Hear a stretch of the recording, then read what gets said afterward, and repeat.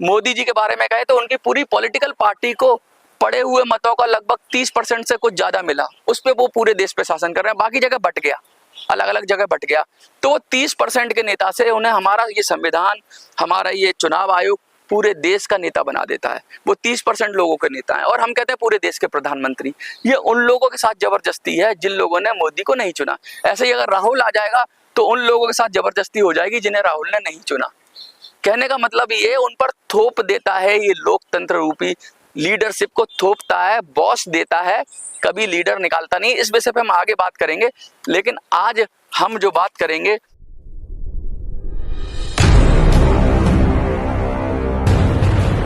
आज का भोकाल देखिए। मनोज सुराजी भी हाईटेक हो गया है, पैदल चल रहा है, सिनेमेटोग्राफी करने की कोशिश कर रहा है और नेता बनने की कोशिश कर रहा है। लेकिन मजाल है कि मनोज सुराजी नेता बन पाए, क्योंकि नेताओं का ठेका तो कुछ लोगों ने ले रखा है और वही लोग नेता बनते हैं, वही लोग गारंटियां देते हैं और वही लोग गारंटियां देने के बाद गारंटियों पर फिसल जाते हैं और रोते चिल्लाते हुए कहते हैं कि हमारी गारंटी फेल हो गई, अब हम नई गारंटी देंगे, अब हम नई गारंटी लाएंगे और अब हम श्रम मंत्रालय से गारंटी लाएंगे। वित्त मंत्रालय की गारंटी तो गई तेल लेने, अब नई गारंटी शुरू हुई है और वो गारंटी आ रही है श्रम मंत्रालय से। पता नहीं क्या होगा। अच्छा, ये नेतागिरी को झंझट को छोड़ देते हैं और मैं कहूँगा, क्योंकि और लोग भी बेचारे हमारे जो कैमरा, हमारे साथी कैमरा संभाल रहे हैं, उनको भी मैं इतना चलाऊं फिराऊं ना, इतना घुमाऊं। जंतर मंतर दिखाने का मेरा वो था कि देखिए जंतर मंतर किस तरह से सुनसान पड़ा हुआ है, और आज ये दिखाने का अर्थ ये था कि आज जो मैं बात करूंगा बड़ी गंभीर होगी।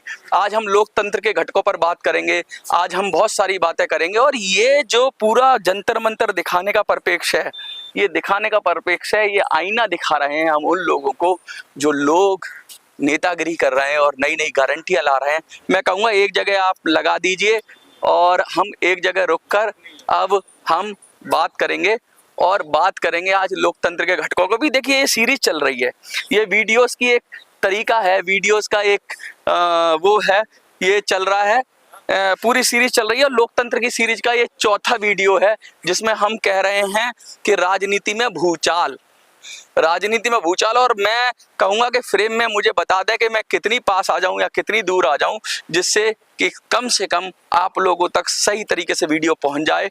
और ये वीडियो बनाने का मकसद लगातार मेरा ये था, कुछ लोग कह रहे हैं कि ये मुद्दे से भटक गया है, ये पेंशनर के मुद्दे से भटक गया है।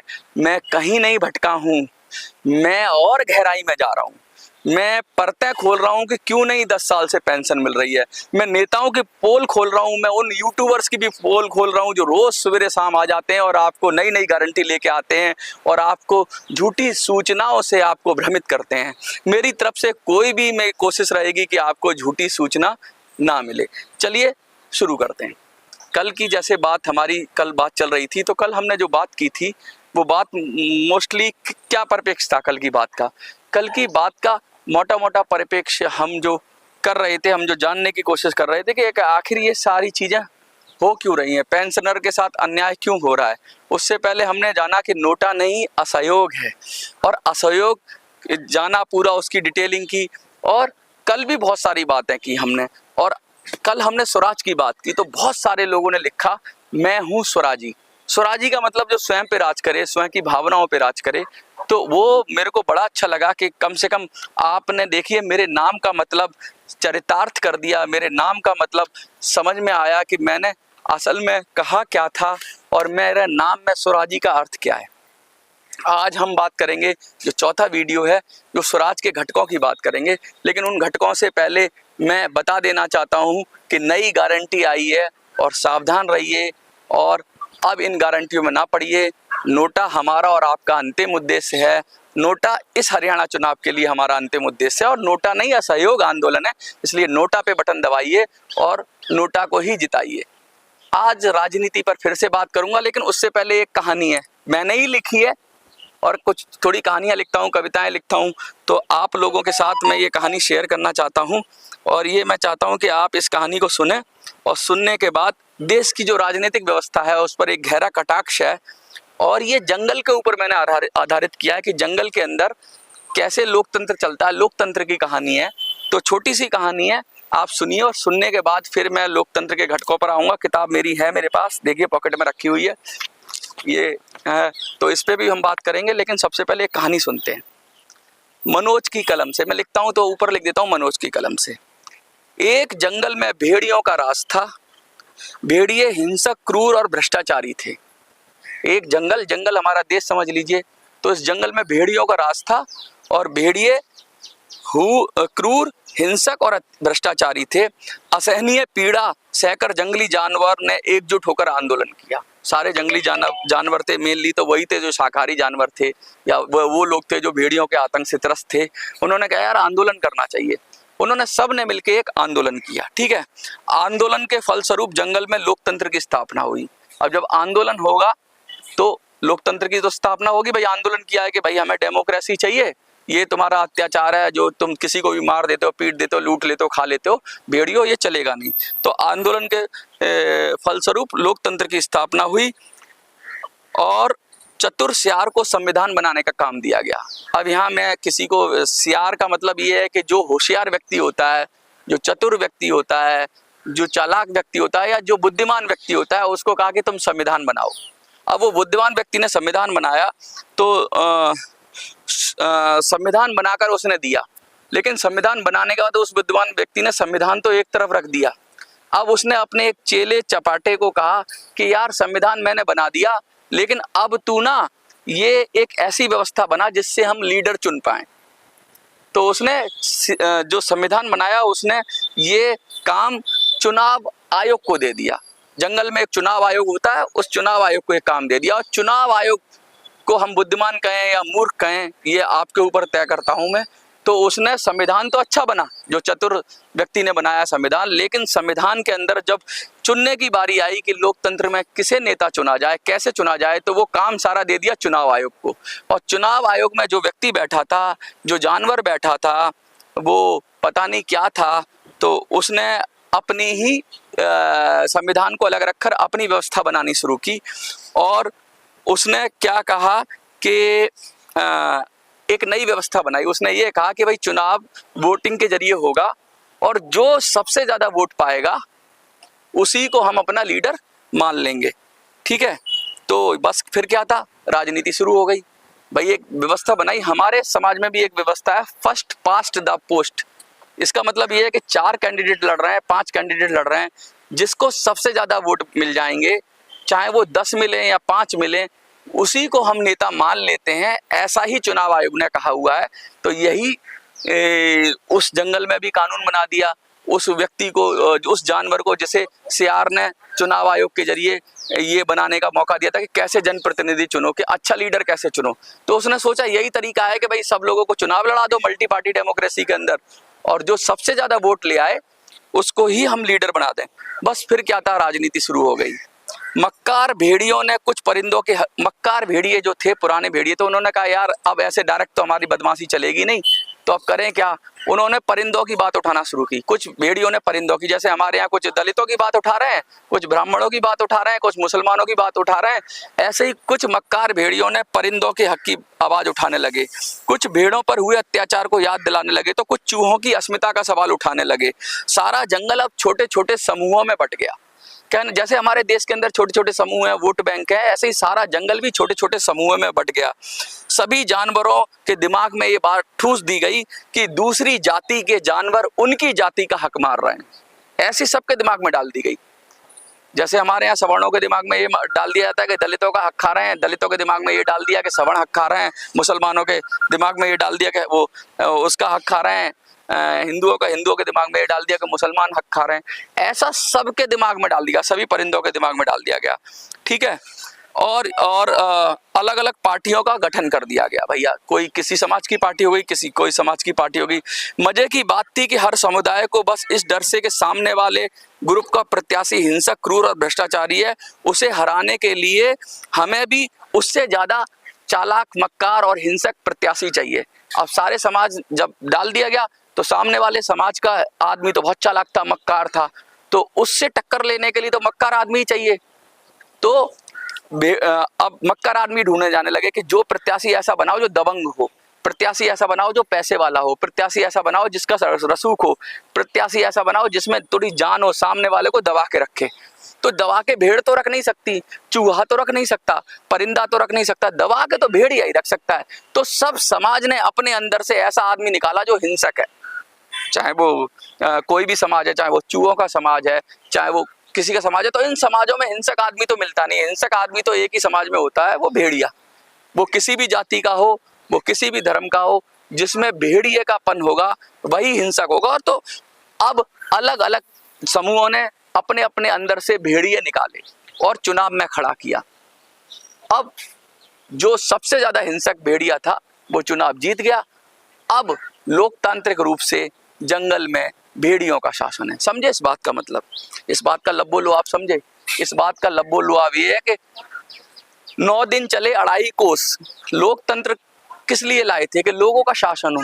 लेकिन फिर भाई गुंडे, मवाली, चोर, उचक्के यही बैठेंगे, तो ये लोकतांत्रिक व्यवस्था में खामी कहाँ रही? खामी संविधान में नहीं रही। संविधान में जब संविधान बनाया गया तो उसमें कहा गया कि उचित जनप्रतिनिधि चुन के लाओ। उचित मतलब जनप्रतिनिधि का मतलब लीडर ढूंढ के लाओ। और चुनाव आयोग ने क्या समझ लिया कि जो किसी को हरा दे वो लीडर होता है, जो चुनाव जीत ले वो लीडर होता है। हमने कहीं संविधान में ये नहीं लिखा कि चुनाव जीतने वाला लीडर होगा, जनप्रतिनिधि होगा। चुनाव आयोग के पास जब ये काम गया तो चुनाव आयोग में जो IAS ऑफिसर्स या जो भी बैठे थे उस समय के, उन्होंने ये नियम बना लिया कि मल्टी पार्टी डेमोक्रेटिक सिस्टम होगा, बहुत सारे उम्मीदवार खड़े होंगे और उसमें से जो सबसे पहले नंबर पे आ जाएगा वो वही जीता माना जाएगा। जो पहले नंबर पे आता है उसे सारी जनता पसंद नहीं करती। अक्सर ऐसा होता है कि 70% वोट तो उसके अगेंस्ट ही होता है। एक जगह कहीं वोट पड़े तो आप देखना ऐसा होता है, एक लोकसभा में भी ऐसा होता है कि जो जीतने वाला प्रत्याशी है उसको पड़े हुए मत का बहुत कम मिलता है। मोदी जी के बारे में कहे तो उनकी पूरी पॉलिटिकल पार्टी को पड़े हुए मतों का लगभग 30% से कुछ ज्यादा मिला, उस पे वो पूरे देश पे शासन कर रहे हैं। बाकी जगह बट गया, अलग अलग जगह बट गया। तो 30% के नेता से उन्हें हमारा ये संविधान, हमारा ये चुनाव आयोग पूरे देश का नेता बना देता है। वो 30% लोगों के नेता हैं और हम कहते हैं पूरे देश के प्रधानमंत्री। ये उन लोगों के साथ जबरदस्ती है जिन लोगों ने मोदी को नहीं चुना। ऐसे ही अगर राहुल आ जाएगा तो उन लोगों के साथ जबरदस्ती हो जाएगी जिन्हें राहुल ने नहीं चुना। कहने का मतलब ये उन पर थोप देता है, ये लोकतंत्र रूपी लीडरशिप को थोपता है, बॉस देता है, कभी लीडर निकालता नहीं। इस विषय पे हम आगे बात करेंगे, लेकिन आज हम जो बात करेंगे वो करेंगे लोकतंत्र के घटकों पर। इसका सॉल्यूशन है, मैं प्रॉब्लम नहीं बताऊंगा, मेरे पास इसका सॉल्यूशन है कि ये क्यों हो रहा है और ये सॉल्यूशन बहुत जगह चल भी रहा है कि इसका हल कैसे होगा। ये जो नेता आ जाते हैं, ये नेता सबके नेता नहीं है, ये अपने अपनी जात की बात करते हैं, अपने अपने धर्म की बात करते हैं, अपनी अपनी आइडियोलॉजी की बात करते हैं। पार्टी माने पार्ट, जो पार्ट खुद ही पार्ट है वो फुल की बात तो करेगा नहीं, वो होल की तो बात करेगा नहीं। पार्टी का मतलब ही पार्ट, और पार्ट को हम पूरे देश पर शासन करने के लिए कैसे दे देते हैं। एक जो पार्ट होता है, एक छोटा हिस्सा होता है, देश का एक टुकड़ा होता है, वो पूरे देश पर शासन करता है तो वो अपनी मनमानी करता है। शासन तो वही कर सकता है जिसका दिल बड़ा हो, जिसका जो होल हो, जो कंप्लीट हो, जो लीडर हो। ये छोटी मोटी पार्टियों से कभी नागनाथ, कभी सांपनाथ, कभी तू लूट ले जनता को, कभी मैं लूट लूं जनता को। आज बीजेपी को हरा देंगे मिलके, कुछ आते ना बीजेपी को हराना है, बीजेपी को हराना है, कल वो कहेंगे कांग्रेस को हराना है। अरे देश को कब जिताओगे? देश को जिताना है तो लगातार देखना, बताऊंगा देश कब जीतेगा, बताऊंगा पेंशनर को हक कब मिलेगा। वो वीडियो भी बना रहा हूं मैं, इसीलिए वीडियो बना रहा हूं, लोकतंत्र की वीडियो बना रहा हूं। आज मैं बात करूंगा लोकतंत्र की, और लोकतंत्र के अंदर मैं स्वराज के घटकों की बात करूंगा, क्योंकि हमने लास्ट टाइम बोला कि स्वराज माने जनता का स्वयं निर्मित शासन। जब हमने अपने लिए एक नियम बनाया, हम लोगों के द्वारा, लोगों के जरिए लोगों पर राज करने का एक सिस्टम बनाया, तो वो सिस्टम में मूलभूत तत्व क्या हैं, फंडामेंटल्स क्या होने चाहिए उस सिस्टम के, और हम क्या बना रहे हैं उस सिस्टम का। हम फंडामेंटल्स पहले समझ लेते हैं। ये वीडियोस मैं इसलिए बना रहा हूँ, कब आपको कभी कभी बोरिंग लगेगी, और मैं आपको एक सूचना और देना चाहता हूँ। एक ऐसी वीडियो बनाऊंगा मैं जो एपिक वीडियो होगी, मेरी जिंदगी की भी और आपकी जिंदगी की। मैं उसमें एक बहुत बड़े राजनेता, जिसको मैं व्यक्तिगत जानता हूं, जिसके साथ मैं व्यक्तिगत रहा हूं, मैं अभी खुलासा नहीं करूंगा, बहुत बड़ा राजनेता, और कम उसकी पार्टी राष्ट्रीय पार्टी है। देश में कितनी राष्ट्रीय पार्टी हैं, उसका लीडर है वो नेता। उसकी वीडियो बनाऊंगा, उसको डिबंक करूंगा, और उसकी चीटिंग, जो सबसे पहली जो चीटिंग की थी, वो चीटिंग सबसे पहली मुझे लगता है कि वो हमारे जैसे लोगों के साथ की थी, व्यक्तिगत 1 to 1, ऐसी नहीं जनता को छल लिया उसने, हम जैसे लोगों को छला, उसकी मैं वीडियो बनाऊंगा और वो वीडियो के जरिए मैं आपको दिखाऊंगा, उस नेता को एक्सपोज करूंगा। लेकिन वो करूंगा मैं जब हरियाणा चुनाव में वोटिंग के आसपास, तो तब तक मैं आपको और बहुत सारी बता रहा हूँ। और वो बहुत बड़ी मेरी जिंदगी की सबसे बड़ी वीडियो होने वाली है, क्योंकि 14 साल 15 साल हो गए उस चीटिंग को, तो चीटिंग पूरा खुलासा होगा और भयंकर खुलासा होगा। शायद देश की राजनीति में बहुत बड़ा भूचाल भी आया उससे, इसीलिए हम कहते हैं राजनीति में भूचाल, लेकिन वो हम बाद में बात करेंगे। कल हमने बताया था क्या है स्वराज, आज हम बात करेंगे स्वराज के घटकों की। तो स्वराज के घटक यानी पार्ट, यानी जिन हिस्सों से, जैसे एक मकान को बनाने के लिए ईंट सीमेंट ये सब चीजें होती हैं, ऐसे ही स्वराज यानी अपना सिस्टम करने के लिए कुछ घटक होंगे, कुछ फंडामेंटल्स होंगे, कुछ फैक्टर होंगे जिन्हें जोड़कर हम स्वराज की परिकल्पना कर पाएंगे। तो मैं उन्हीं घटकों की बात कर रहा हूँ। सबसे पहला घटक होता है विचार। विचार यानी हमारे मन में आइडिया या जो आप सोचते हैं वो सब। तो विचार किसे कहते हैं? किसी भी कार्य का काल्पनिक रूप विचार है। जैसे मैंने कुछ सोचा कि मैं एक रिपोर्टर बनूंगा, तो मैंने सोच लिया, तो वो सिर्फ विचार है। किस कार्य के बारे में सोचा? इसको रिपोर्टिंग के बारे में, तो ये मेरा कार्य होगा। तो कार्य के बारे में सोचना वो विचार है, अर्थात किसी भी कार्य को करने के लिए मन में जो स्वरूप बनता है वह विचार कहलाता है। तो ये स्वराज का पहला घटक है। अब विचार से आगे फिर क्या हो जाता है? राय। जब हम विचारों को लोगों के सामने रखते हैं तो वो राय कहलाती है। अभी जैसे मेरे मन में कोई आइडिया आ गया और मैंने आपके सामने रख दिया, आपने पूछा नहीं, आपने कुछ कहा नहीं, और मेरे मन में विचार, आपके भी मन में विचार आते होंगे, बहुत सारे आइडिया आते होंगे, मेरे मन में भी कोई आइडिया है और मैंने रख दिया, तो उस विचार को जब मैं दूसरों के सामने परोसता हूँ, दूसरों के सामने रखता हूँ, दूसरों के सामने प्रेजेंट करता हूँ, तो हम उसको राय कहते हैं। बहुत सारे लोग कहते हैं रायचंद मत बनो, तो वही राय है।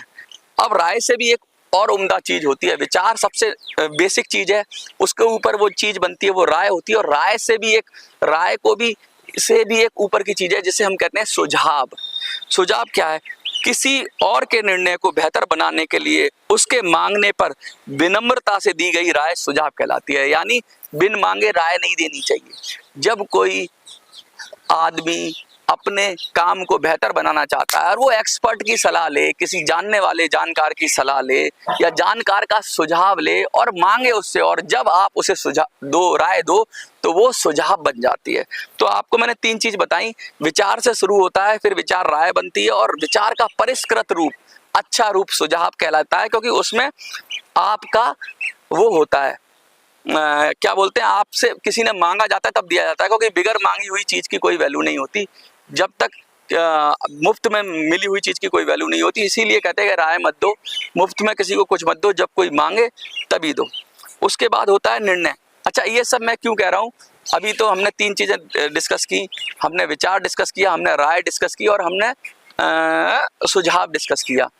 मैं भी सबसे पहले आपसे सुझाव मांगता हूं। जैसे मैंने ये सीरीज शुरू करी थी लोकतंत्र की, तो मैंने कहा था क्या मैं ये करूं, तो आप सब लोगों ने जब मुझे इजाजत दी तो मैंने शुरू कर दी। तो अब उसमें सुझाव भी आएंगे आपके, और आप सुन रहे हो।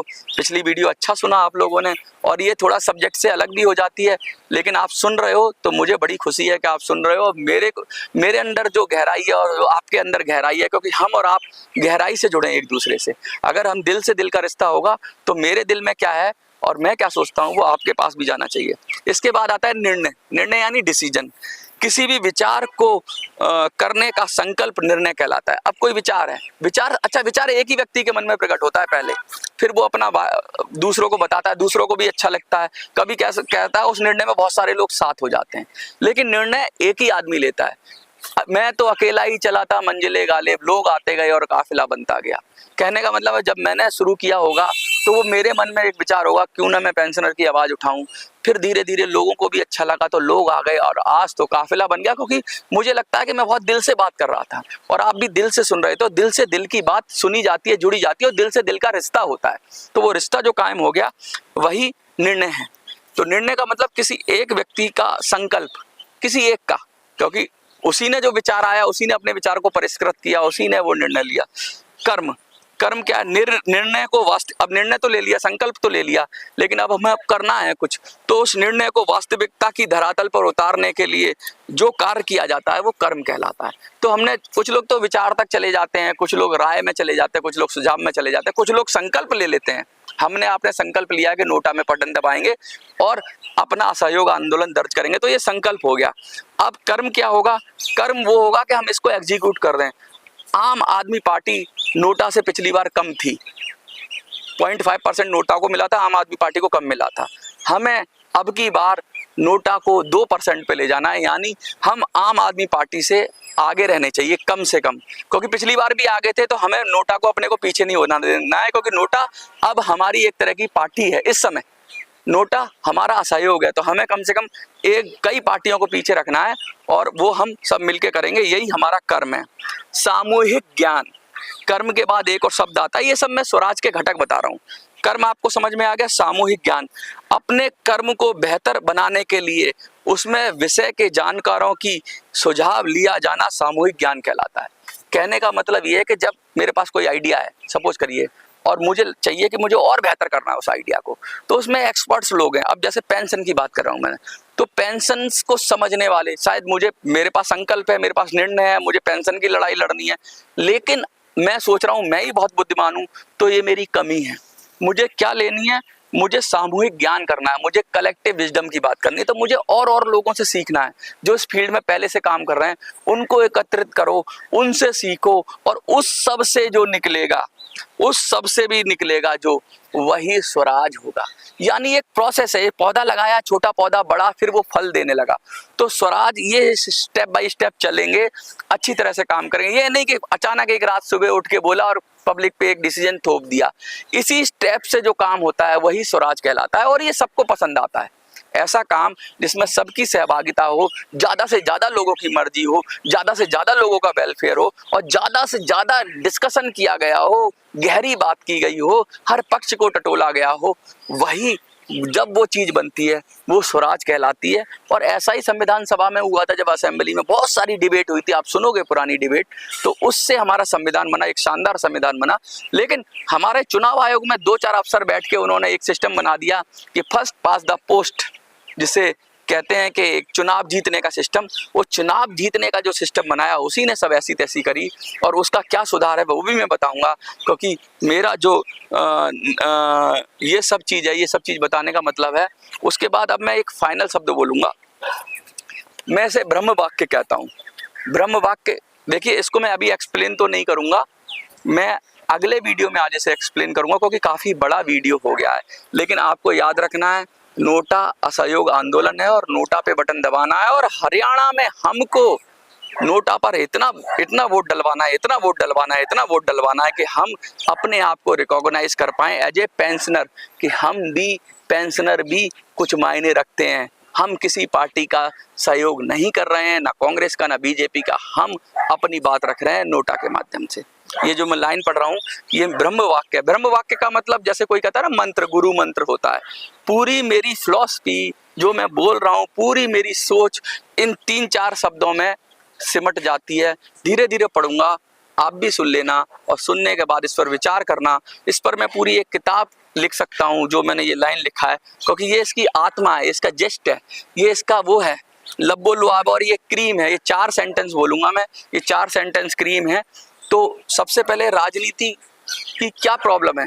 राजनीति परसेप्शन और प्रोजेक्शन पर चलती है, यही प्रॉब्लम है। परसेप्शन यानी आपकी सोच पर चलती है, आप रियलिटी पे नहीं चलती। आपने एक आइडिया बना लिया कि ऐसा होता है, वैसा होता होगा, ऐसा होता था, ऐसा था।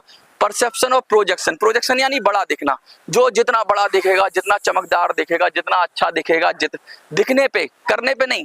राजनीति परसेप्शन और प्रोजेक्शन पर चलती है, इसीलिए सारी बुराइयां हैं। इसे कर्म पर चलाओ तो सारी बुराइयां दूर हो जाएंगी। कर्म पे चलती हुई, कर्म पे यानी कि जो काम पे चलने वाली चीज है, अगर काम के ऊपर वोट मिल जाए, हम सिर्फ छवि पे वोट देते हैं, हम सिर्फ जाति पे वोट देते हैं, हम सिर्फ परसेप्शन पे वोट देते हैं, हम काम पर वोट जिस दिन देंगे उस दिन सारी बुराइयां दूर हो जाएंगी। और काम पर कैसे आएगी राजनीति? भाई कर्म पे चलाओ तो वो तो कहता है मैं तो काम कर रहा हूँ, बोलना ही मेरा कर्म है। कोई कह रहा चीटिंग करना ही मेरा कर्म है, कोई कह रहा बेवकूफ बनाना ही मेरा कर्म है। लेकिन मैं इस कर्म को, राजनीति में जो कर्म है, जो सकारात्मक कर्म है, वो कैसे आएंगे? कर्म तो नेगेटिव भी होता है, पॉजिटिव भी होता है, लेकिन जो जनता के वेलफेयर के लिए कर्म है वो कैसे आएगा? मेरे वेलफेयर के लिए कर्म है, तो वो सेल्फ के फायदे के लिए, महत्वाकांक्षी के लिए, तो वो राजनीति उस कर्मों पे चल रही है। सबका वेलफेयर हो, उसका कर्म क्या है? तो उसके लिए ये लास्ट में जो लाइन है ये ध्यान से सुनिए। अब तक तो मैंने ये बताया कि राजनीति परसेप्शन और प्रोजेक्शन पर चलती है, इसे कर्म पर चलाओ, सभी बुराइयां दूर हो जाएंगी। अब कर्म पे चलाने के लिए क्या करना है? राजनीति में जीत की जगह सफलता डाल दो, राजनीति कर्म पर चलने लगेगी। ये बड़ा लाइन मैं फिर से दोहरा देता हूँ, राजनीति में जीत बहुत जरूरी हो गई है आज। जो जीतता है वही सिकंदर है, और जो हार जाता है उसे हम बंदर कहते हैं, उसे हम कहीं का नहीं रखते। एक आदमी एक वोट लेकर देश का प्रधानमंत्री बन जाता है, और एक वोट कम मिलने से एक आदमी को हम बिल्कुल जीरो कर देते हैं। ये व्यवस्था एकदम खराब है, ये युद्ध की व्यवस्था है, क्योंकि युद्ध में ही एक आदमी दूसरे आदमी को लूट के खा जाता है। वरना अगर और कोई व्यवस्था होगी तो वहां पर सफलता होगी। सफलता का मतलब हमें किसी को हराना नहीं है, क्योंकि देश में हम दूसरे को क्यों हराना चाहते हैं? तुम अपना काम करो, मैं अपना काम करूं, मैं किसी और को क्यों हराऊंगा? भाई उसको 10 लोगों ने पसंद किया तो वो 10 लोगों का प्यारा है, वो भी 10 लोगों का प्यारा है। किसी को 100 लोगों ने पसंद किया तो वो 100 लोगों का प्यारा है। लेकिन 100 लोगों वाले ने 10 लोगों को हरा दिया, ये बात गड़बड़ है। वो ये तो कह सकते हो कि एक नंबर 2 पर है, एक नंबर 1 पर है, ऐसा कह सकते हो। ये ज्यादा प्यार करते हैं लोग, इसे कम प्यार करते हैं। लेकिन सामने वाले को जीरो कर देना और उसको सिस्टम से निकाल कर बाहर फेंक देना, वो प्रॉब्लम है। और उस प्रॉब्लम की वजह से ही राजनीति कर्म पर नहीं चलती। मैं बताऊंगा, इसको डिटेल में बताऊंगा, मैं समझाऊंगा आपको। मैं थोड़ा थोड़ा हिंट दे रहा हूं। और राजनीति में भूचाल, ये आपको इंटरेस्टिंग लग रही होगी तो आगे हम बताएंगे। आगे हम राजनीति की बहुत सारी कमियों की बात करेंगे कि वोट में कमियां कैसे होती हैं। अगले जो कल का वीडियो आएगा उसमें बताएंगे। आज के वीडियो में तो हमने स्वराज की बात की, स्वराज के घटकों की बात करी और ब्रह्म वाक्य की बात करी, जो राजनीति का ब्रह्म वाक्य है। राजनीति परसेप्शन और प्रोजेक्शन पर चलती है, ये हमने कहा। अच्छा, एक तो हम लगातार कहते हैं कि कमेंट में कुछ लिखवाना होता है, तो आज के कमेंट में लिखो भूचाल। भूचाल, अर्थक्वेक या पलट देना किसी भी चीज को, तो आज भूचाल लिखो। भूचाल, BHUCHAL और BHOOCHAL, whatever you want, भूचाल लिख देना। आज आपको कमेंट में भूचाल लिखना है और हम भूचाल मचाएंगे। हम भूचाल राजनीति में लाएंगे और राजनीति को पलट के सेवा नीति में बदल देंगे इसे। यही हमारा लक्ष्य है, यही हमारा ध्येय है। और नोटा याद रखना, नोटा वो पहली कड़ी है हरियाणा में जो राजनीति में भूचाल लाएगी, और इन सब की दुकानें बंद करेंगे कांग्रेस बीजेपी की, चिंता मत करो। और हम अब राजनीति में दुकानदारी बंद करेंगे और राजनीति में हम राजनीति को पलट के रख देंगे। और पलटने का वायरस मेरे पास है, बताऊंगा अगले वीडियोस में, धीरे धीरे खुलासा करूंगा। आपको कुछ रोचक लगता है तो जरूर देखते रहिए मिनी संसद। धन्यवाद।